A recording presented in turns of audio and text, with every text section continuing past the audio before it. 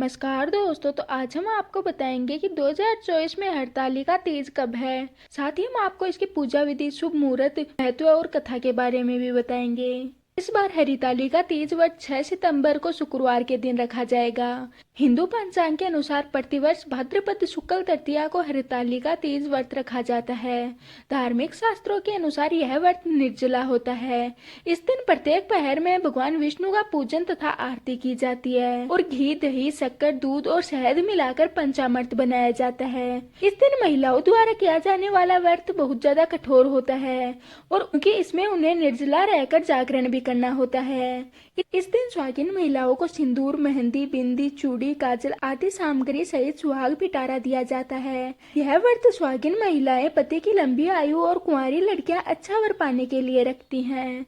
अब हम आपको बताएंगे कि इसका शुभ मुहूर्त कब है। भाद्रपद शुक्ल तृतीया तिथि का आरंभ 5 सितंबर को दोपहर को 12:21 से होगा और इसकी समाप्ति 6 सितंबर को दोपहर को 3 बजे होगी। अब हम आपको बताएंगे इस व्रत को करने की पूजा विधि। भाग्यवती स्त्रियां हरितालिका तीज व्रत अपने सुहाग की लंबी आयु और अविवाहित युवतियां मनपसंद पति के लिए करती हैं।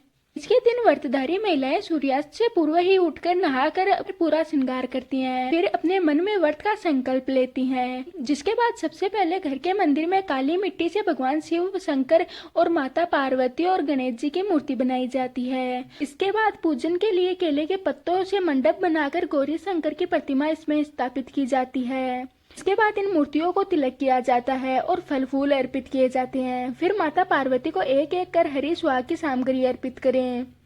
शिव को बेलपत्र और पीला वस्त्र चढ़ाएं। इस दिन रात में भजन कीर्तन करते हुए जागरण कर 3 बार आरती की जाती है और शिव पार्वती विवाह की कथा भी सुनी जाती है। तीज की कथा पढ़ने या सुनने के बाद आरती की जाती है। आपको सुनाएंगे इसकी पौराणिक कथा। धार्मिक पुराणों के अनुसार हरितालिका तीज की यह कथा भगवान शिव ने मां पार्वती को सुनाई थी। इस पौराणिक कथा में शिव जी ने मां पार्वती को उनका पिछला जन्म याद दिलाया था। शिव ने कहा, हे गौरा, पिछले जन्म में तुमने मुझे पाने के लिए बहुत छोटी सी उम्र में ही कठोर तप किया था और घोर तपस्या की थी। इस दौरान तुमने ना तो कुछ खाया था और ना ही कुछ पिया था और तुम गर्मी, सर्दी और बारिश में भी वहीं पर डटी रही। तुमने तपस्या की, बारिश में भी तुमने जल नहीं पिया। तुम्हें इस हालात में देखकर तुम्हारे पिता बहुत ज्यादा दुखी हो गए थे। उनको दुखी देखकर नारद मुनि आए और कहा कि भगवान विष्णु के भेजने पर मैं आपके यहाँ आया हूँ। वह आपकी कन्या से विवाह करना चाहते हैं। इसके बारे में मैं आपकी राय जानना चाहता हूँ। नारद जी की बात सुनकर आपके पिता बोले, अगर भगवान विष्णु यह चाहते हैं तो इसमें मेरे को कोई आपत्ति नहीं है, परंतु जब तुम्हें इस विवाह के बारे में पता चला तो तुम बहुत ज्यादा दुखी हो गई और यह बात तुमने तुम्हारी एक सहेली को बताई कि मैंने सच्चे मन से भगवान शिव को वरण किया है, किंतु मेरे पिता ने मेरा विवाह विष्णु जी के साथ तय कर दिया है। मैं विचित्र धर्म संकट में हूँ। अब मेरे पास प्राण त्याग देने के अलावा और कोई उपाय नहीं बचा। लेकिन तुम्हारी सखी बहुत ज्यादा समझदार थी। उसने कहा, प्राण छोड़ने का यह कारण ही क्या है?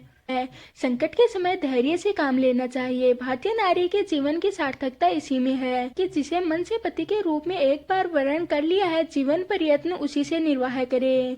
मैं तुम्हें घनघोर वन में ले चलती हूँ, जो साधना स्थल भी है और जहाँ तुम्हारे पिता तुम्हें खोज नहीं पाएंगे, और मुझे पूर्ण विश्वास है कि भगवान इसमें तुम्हारी सहायता अवश्य करेंगे।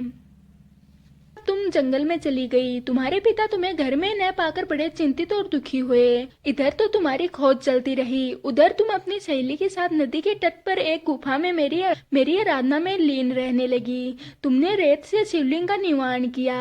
तुम्हारी इस कठोर तपस्या के प्रभाव से मेरा आसन हिल उठा और मैं शीघ्र ही तुम्हारे पास आ पहुंचा और तुमसे वर मांगने को कहा।